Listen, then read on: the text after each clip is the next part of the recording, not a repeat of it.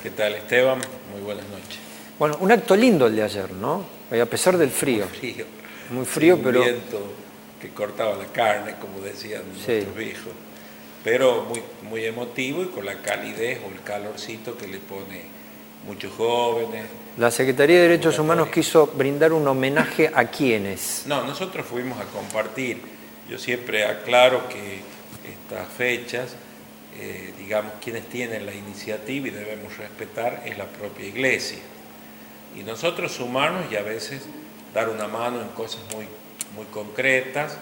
Por ejemplo, nosotros editamos los fundamentos de la sentencia de la causa de los curitas, que se llama la causa Estrella, y la de Angelelli, pero porque nos compete a nosotros hacerlo, hemos intervenido como secretaría, como querellantes. Lo demás nos sumamos. Yo ayer fui como, digamos, un ciudadano más, por otro lado un fiel, porque tengo fe cristiana y participé, y los actos los condujo la parroquia, la pastoral de los jóvenes, el propio obispo. Había además la visita de un obispo del extranjero, ¿no? De Francia, de la diócesis de donde vino Gabriel, que se llama Gabriel Longueville. Vivier, en el sudeste de Francia. Bueno, y fue muy lindo, muy convocante. Nunca perdió la convocatoria lo de los sacerdotes de Chamical, a pesar que yo te comentaba, es hoy la fecha. Exacto. Hoy se cumple 40 años. Claro. Del asesinato de estos Primera dos. vez que se puso otro día, que coincide con el día del cumpleaños de Monseñor Angelelli. Perdón, para los jóvenes que están viendo esto, dice, ¿de qué están hablando? Sí, porque no hemos introducido. Claro, no hemos hecho una introducción. Los curas Murias, Carlos Murias Ahí está la foto. y Gabriel Longueville son estos dos sacerdotes que fueron asesinados en la dictadura militar. Claro, en el 76. En un día como hoy del año 1976. Sí. El mismo año en el que unos meses después le quitan la vida a Monseñor Angelelli. Fieles compañeros de la pastoral, justamente, Sí. Monseñor Enrique Angelelli. ¿Usted los conoció, Sí, Pocho? yo conocí más a Gabriel. Yo en ese momento tenía 16 años, pero coordinaba el grupo juvenil de la catedral. Eran años muy difíciles. En ese tiempo, todas las escuelas secundarias, que eran poquitas, hoy tenemos colegios, creo que vamos por el 16 acá en Capital. Ajá. En ese momento éramos 4 o 5 colegios en toda la capital. Y eran Colegio Nacional, Comercio, la Normal, que recién aludía el concejal Machicote. Comercio 2 se habría creado en el año 74, no tenía todavía todos los cursos. Y después estaban las privadas, que era la Pío XII y las monjas. Eso eran todas las secundarias. No existía la polivalente y mucho menos los colegios 3, 4, 5, hasta Claro. 16. Sí, y las dos escuelas técnicas que se llamaban ENET, porque eran nacionales. Todas las escuelas ENET secundarias 1 y eran ENET. nacionales. ENET 1, Y ENET que era 2. la que se llamaba de mujeres, ¿no? La que está en la calle Perón y Rosario Vera Peñalosa. Ahí está, sí. Y la ENET 2, que le llamábamos industrial. La escuela industrial. Sí. Sí, ahí fue mi hermano, sí. Bueno, así que éramos poquitos, ¿no? Y coordinábamos una misa de los jóvenes que eran de la secundaria en el camarín del obispado, de la catedral. Y yo comencé eso en el 75, cuando estaba en tercer año. Y ahí me metí, me fui metiendo, íbamos muchos, era con guitarra eléctrica, nos sentábamos en el piso. Qué bueno. A veces Monseñor Angelelli nunca la celebró, él se sentaba en un banco y escuchaba lo que decíamos los jóvenes, unos más jóvenes que otros, ¿no? En este caso yo era de los más chicos, porque era de tercer año a quinto año, y se armaban unas discusiones en la misa, pero muy lindas. Y había un sacerdote que era, en ese tiempo, a veces era el padre Gorosito, que murió, el padre Antonito Gil, que el año pasado vino, un irlandés, o el padre Amirati, que ya falleció. ¿De qué discutían, secretario? No, eran las cuestiones del tiempo, ¿no? Que era el tema de la amistad, del noviazgo, de las relaciones prematrimoniales, las posiciones. Sí. A veces también sobre la violencia. Recuerden que en ese tiempo la Argentina vivía en una situación de violencia social y política muy grande, no solo Argentina, ¿no? Toda Latinoamérica estaba. Y se hablaba, pero en realidad los temas eran este tipo de cosas, ¿no? La amistad, la relación con los padres-hijos, el autoritarismo, eran esos los planteos de la época. Claro. Todavía no aparecía con fuerza, por ejemplo, la drogadicción, porque no era un tema de agenda, no estaba metido. Bueno, y surgían estas cosas. No es que no existía, pero no estaba en agenda eso. No, existía, pero digo, no estaba tan masificado. Claro. Éramos una provincia, tenemos ahora 300 y pico de miles, teníamos la mitad de habitantes. Y la capital no existía el parque industrial, ¿no? Era la mitad de lo que es ahora. Así que bueno, yo me acuerdo de esa fecha porque ese domingo, era domingo el 18 de julio del año 76. Justamente los sacerdotes en Chamical, tenemos que recordar que se cortaba la luz a las 12 de la noche, porque no existía el interconectado que tenemos hoy. Cada pueblito tenía su propia usina, y la usina, en el caso de la capital, era el único lugar capital y Chilecito que teníamos, y ellos comen temprano, habían celebrado la misa de domingo. El padre Gabriel había celebrado en una familia que hace poquito murió, me enteré, la señora, doña Felisa, que cumplió 113 años, murió este año. Bueno, es una nota de color, porque había sido el fin de novenario de su marido. Y entonces el padre fue Gabriel a celebrarle en la casa, y el padre Carlos celebró en el templo. El templo de Chamical tenía entonces a la par el cine. Había 2 cines en Chamical.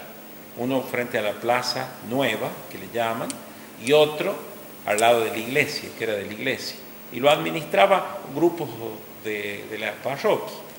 Entonces, el padre terminó la misa y se fueron a cenar a la casa de las hermanas. Las hermanas vivían en la calle que está en el contrafrente de la iglesia, atrás de la iglesia. Y ahí comieron, y ahí fue que fueron buscados por la policía. La noche era oscura, de invierno, sin luces, como hay ahora, de alumbrado público. ¿Se acuerdan las bombitas de luz en cada esquina? Que no alumbraban nada. Y ahí... A quemarropa, ¿no? No, primero los secuestran. ¿Los secuestran? El quemarropa fue Wenceslao. Wenceslao Pedernera. Entonces lo buscan, ellos están cenando, sale la hermana, les dice, no, queremos hablar con el padre Gabriel. Padre Gabriel los atiende y se presentan con credenciales de la policía, y demás, y entonces les cree. Por otro lado, buscaban al padre Carlos, y Gabriel dice, no, yo me voy a ir con él, porque justo había una reunión el día lunes en la capital, y le dijeron, el pretexto, ¿saben qué era? Que identificaran a unos detenidos. Como en ese tiempo era algo normal, lamentablemente era normal, de que se detenía gente que uno conocía, que a veces compartía. Más siendo lugares chicos. Sí, entonces dijeron, bueno, perfecto, mañana de paso nos vamos a La Rioja y hacemos esto y nos quedamos allí. Y se fueron los dos, les dieron tiempo de volverse a la casa parroquial por el fondo, sacar alguna cosa personal, ¿no es cierto? De abrigo, de las cosas personales. Incluso le dio tiempo para que uno de ellos le dijera a la que estaba a cargo de la venta de las entradas del cine, le contó, mira, Cata, se le decían, Cata Carver, nos vamos, así que reza por nosotros, nos vamos, pero parece que no hay ningún problema. Confiaron ellos.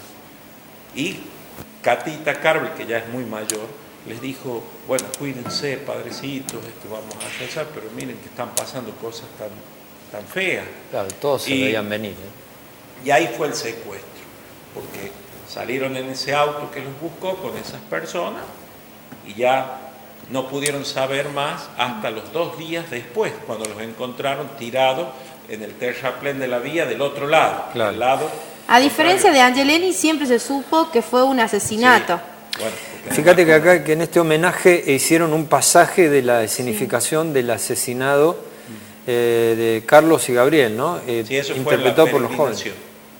Eso también Fue- fue este fin de semana. Sí, fue antes de que se llegara al lugar, porque se hace una peregrinación de 5 kilómetros y al comienzo, frente a la iglesia, fue la representación esa que vos aludes. ¿La peregrinación desde Chamical abajo de Lucas? O Sí. Ah, bien. Desde Chamical, desde el cementerio de Sí. Chamical, pasa por la parroquia, ahí se hace la escenificación y después ¿Cómo fue el día que se enteraron en Chamical que habían asesinado a Longueville y Murias?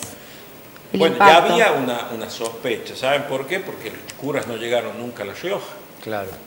Las hermanas llaman, le dicen al obispo, Angelelli estaba con ese encuentro de todos los sacerdotes y religiosas y no llegaban.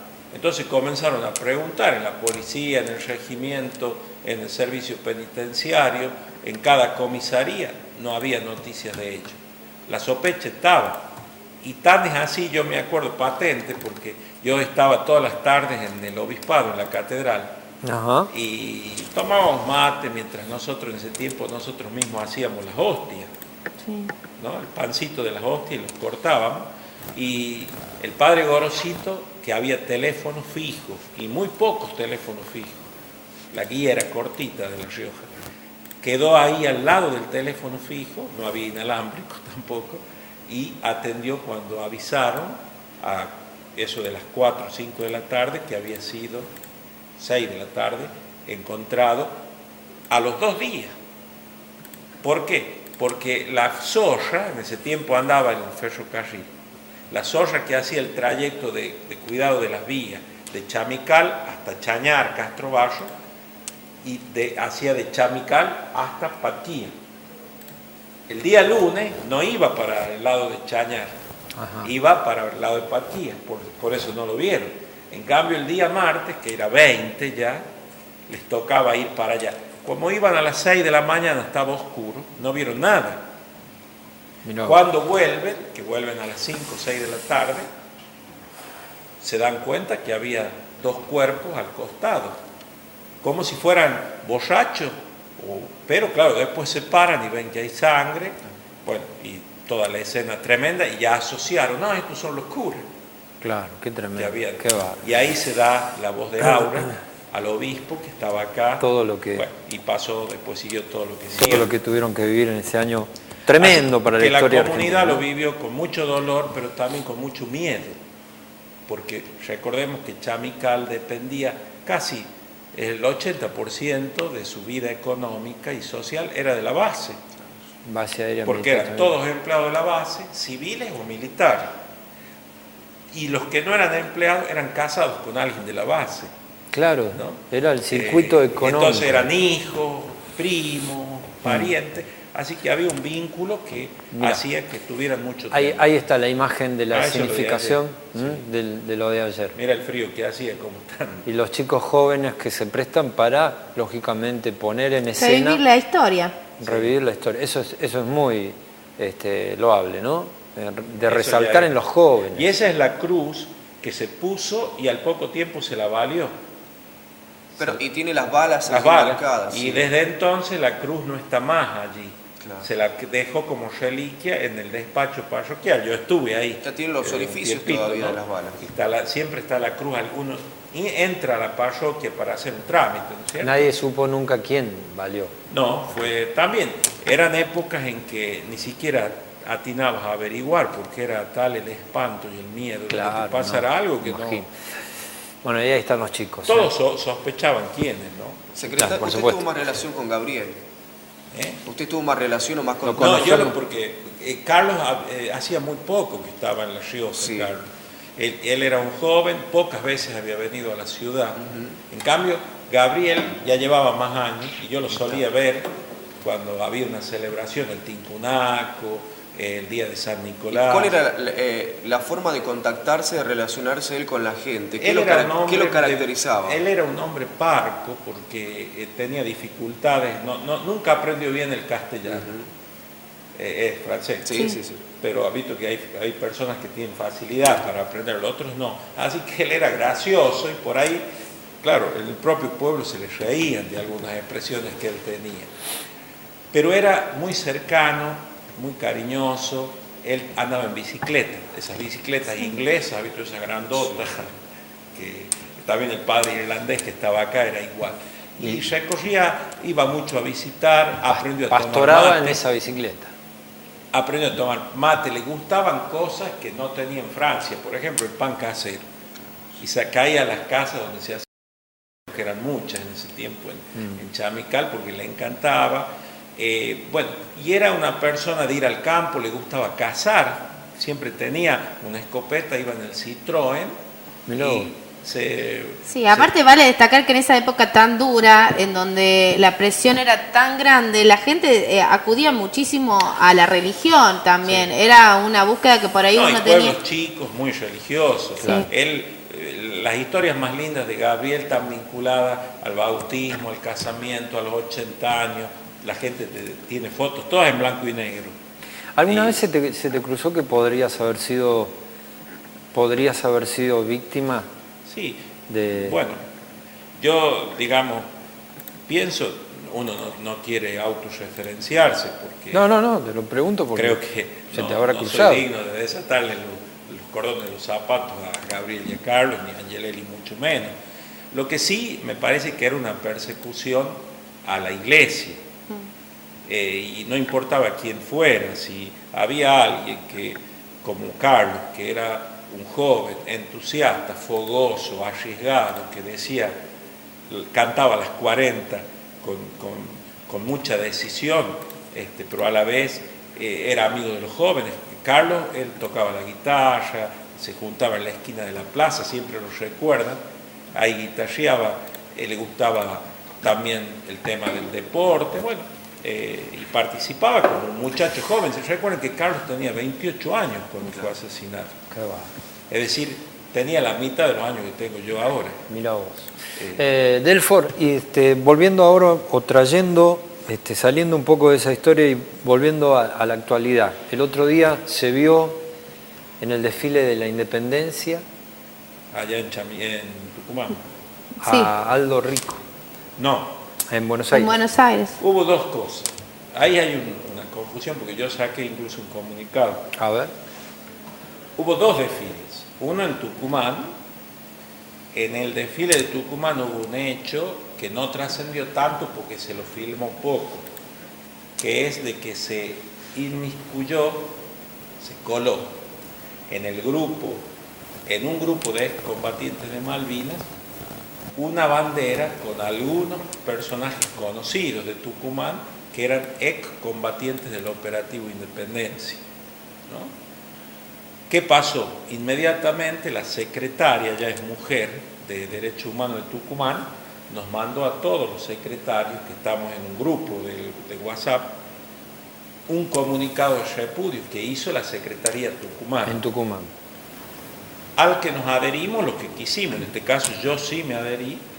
Inmediatamente hice un comunicado donde agregué alguna cosita más de lo que uno piensa que es la causa de todo esto que está sucediendo, ¿no? Y simultáneamente pasó lo de Buenos Aires, claro. que lo de Buenos Aires en realidad fue en el desfile del otro día. Sí, en el que Era el de las bandas. El de las bandas, que fue en la Avenida del Libertador. Yo ese no me enteré. Yo hice el comentario y no lo viste. No lo vi, pero bueno, vale lo mismo. ¿Y qué, porque ¿y qué además, pensás? de hecho, los excombatientes son los primeros que han sacado el repudio.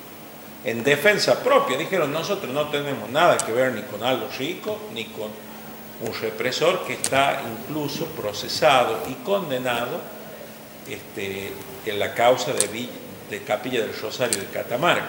Aldo Rico está procesado por eso. No, el que estoy diciendo es el de Tucumán, el que fue por la bandera de los combatientes del Operativo Independencia. Yo lo que creo es que hay claramente una situación que la permite el gobierno nacional, donde se resintieron muchísimos de las políticas de derechos humanos, de memoria, verdad y justicia. Fue una decisión. De hecho, por ejemplo, programas que estaban vinculados a ayudar a que los juicios puedan concretarse, ustedes saben que hay que buscar los testigos, hay que hacer teleconferencias con otros países del mundo y demás. Había programas especiales, ahora desaparecieron. Había programas donde estaban los legajos y se controlaban para ascensos y demás en las oficinas de derechos humanos en el Ministerio de Defensa, oficinas de derechos humanos en el Ministerio de Seguridad, oficinas de derechos humanos hasta del Ministerio de Salud. Y esas desaparecieron. Con Macri desaparecieron. Se disolvieron. Se les dieron otros roles, ¿no? Y en algunos casos se dejó afuera gente. Por lo tanto, por otro lado, los abogados defensores, que tienen todo el derecho, porque en un Estado democrático, el que es acusado de algo se le presume la inocencia y tiene el derecho de un debido proceso, y en ese debido proceso tiene que contar con un defensor.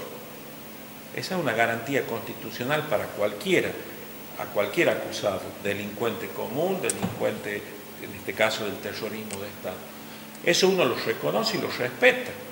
Es la diferencia, porque a veces nos dicen que en los juicios nosotros estamos promoviendo la venganza o la revancha. Nada que ver, porque si fuera venganza tendríamos que hacer lo mismo que hicieron con los desaparecidos. Claro, principalmente el delito de lesa humanidad. Lo que queremos es que se haga justicia de acuerdo a lo que marca nuestra Constitución y nuestras leyes. Algunos que están del lado de las decisiones que tomó el gobierno nacional dicen era hora de poner borrón y cuenta nueva.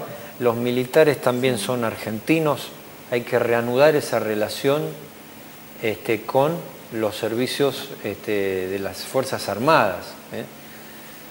¿Usted no considera que eso deba pasar con personajes como Yo creo esto? que la mejor manera de reencontrarse las Fuerzas Armadas con el pueblo argentino era justamente, como lo dijo el Martín Balsa, que fue el jefe de la época del doctor Menem, que fue uno de los jefes más valientes, que dijo: las Fuerzas Armadas, para reconciliarse tenemos que reconocer que hemos faltado a nuestro pueblo, porque hemos sido golpistas, hemos asaltado el poder, hemos corrido a los representantes del pueblo y hemos matado gente. Y él lo dijo del año 90 y algo, Martín Balsa. Y todavía seguimos sangrando esa herida. Nosotros, claro, pero la herida yo creo que se va de algún modo cicatrizando, se iba cicatrizando con los juicios, donde incluso todos ellos, el caso de Menéndez, el más claro, tuvieron la oportunidad de decir su verdad. Derecho de Fue defensa. ser escuchado. Lo que no tuvieron muchos secuestrados y torturados y mutilados. Además, en la época cuando de uno hace esto, no defiende la violencia. Toda violencia es condenada cuando nosotros abrazamos la causa de la paz y de la democracia. Ahora, es distinta la violencia ejercida por el Estado a la violencia ejercida por un grupo insurgente. Claro. No, porque un grupo insurgente está la ley para perseguirlos con la ley. Como por ejemplo, en un día como hoy, aprovechando su presencia también, y no olvidarnos del recordatorio a la AMIA, que hoy cumple 22 años, justamente de este golpe 94 fue. Claro, en el año 1994, tan fuerte, en donde resultaron 85 personas muertas y más de 300 heridos. Y un poco antes fue la embajada de Israel, que es algo que repudiamos y que nunca también terminó de encontrarse la punta del ovillo. Y hubo, yo creo, lamentablemente, complicidad de la justicia, del propio Estado, y además ha habido una intervención de política internacional que escapaba incluso a lo interno de nuestro país, donde estaban en juego el escenario mundial de guerra preventiva, que se llama, la guerra que uno rechaza porque uno cree que la forma en que los pueblos deben resolver los conflictos es a través de la diplomacia, de la paz, lo dice el Papa Francisco. Sin embargo, ese escenario estaba puesto en el mundo y lamentablemente yo creo que fue también un Estado nacional que permitió que la conflictividad internacional también se dirimiera dentro de nuestro territorio. Y eso fue un error, ¿no? Pocho, Perdón, la última y quiero tocar otro tema. Bien, ¿está confirmado el adelantamiento de la conmemoración del aniversario del asesinato de Angelelli? Bueno, sí, eso está porque ya lo habían programado, es el 31 de julio, sí, el último domingo. En realidad cambia poco, se hizo porque el primer domingo de agosto, que es el que se suele hacer siempre, sí, este año cae 7, y es el día de San Cayetano. Claro. Y entonces, como es un acto religioso, muchísimos sacerdotes tienen los compromisos de las fiestas patronales. Por eso es el cambio. Pero después de que se cambió, surgió la declaración de feriado provincial por 4, ahora. Ya no había forma de organizarse de otra manera. Claro. Por eso va a ser el 31, pero va a haber también el 4 acá en la catedral. El 3 va a ser un fogón en el barrio Difunta Correa, donde está la comunidad Angelelli, donde va a ser un fogón grande, no como los otros años, abierto para todo el mundo. Y va a haber un sinnúmero de actividades. Por ejemplo, vienen los sacerdotes de la Opción por los Pobres, que sacan habitualmente declaraciones sobre la situación social. Ellos van a tener su reunión acá y van a concluir el 4 en el paraje El Pastor. Va a haber conferencias que ha programado el Obispado de La Rioja, de figuras incluso internacionales. Va a venir un pastoralista brasileño muy conocido en el ambiente. Bueno, es decir, hay mucha actividad. Pocho, la verdad que siempre es un placer tenerte porque un libro abierto, ¿no? Escuchar un poco la historia. Faltaba lo de Molina. Recordar, ¿cómo? Lo del caso del periodista. El periodista. Falta, por eso ahora quiero preguntarte sobre eso, para la gente que no se enteró. Ayer domingo hubo un caso confuso, un periodista de apellido Molina. Adrián Molina. Fue detenido, demorado, mientras estaba intentando sacar, no sé si realmente se concretó, sacó las fotos de un operativo policial. Estaba en un procedimiento policial por la calle 8 de diciembre, él se bajó de su auto, venía de un domingo de familia, la mujer y el hijo quedaron en el auto, él se bajó a tomar fotografía, el auto quedó a 20 metros, y en ese momento la policía le dijo que no podía sacar fotos y que se identificara. Él le dice, bueno, tengo la credencial en el auto, vamos 20 metros. No aceptaron esto, lo detuvieron, lo llevaron a comisaría segunda. No le pegaron, ¿no? No, pero sí lo esposaron, en este caso con precintos, que le quedaron, es por eso que después él, a través del grupo... Sí, no se usa más las esposas, creo que todo el mundo... Claro, quedaron muy marcadas las manos. Aproximadamente estuvo 45 minutos de nadie sabe explicar por qué se lo demoró. Y dicen que ahora a todos los periodistas nos van a pedir una identificación si aparecemos en algún operativo policial. Pero es la vía pública, es la vía pública. ¿Qué piensa usted, que es defensor de los derechos humanos? ¿Se ha violado los derechos del periodista, de la libertad de prensa? Por un lado eso, y por otro lado de la libertad de circulación, y donde uno, bueno, en la vía pública puede sacar una foto a todo lo que está en la vía pública, no hay ninguna prohibición. Por ejemplo, la catedral adentro sí, ¿no es cierto? Él puede poner de algún modo limitaciones, pero afuera uno saca y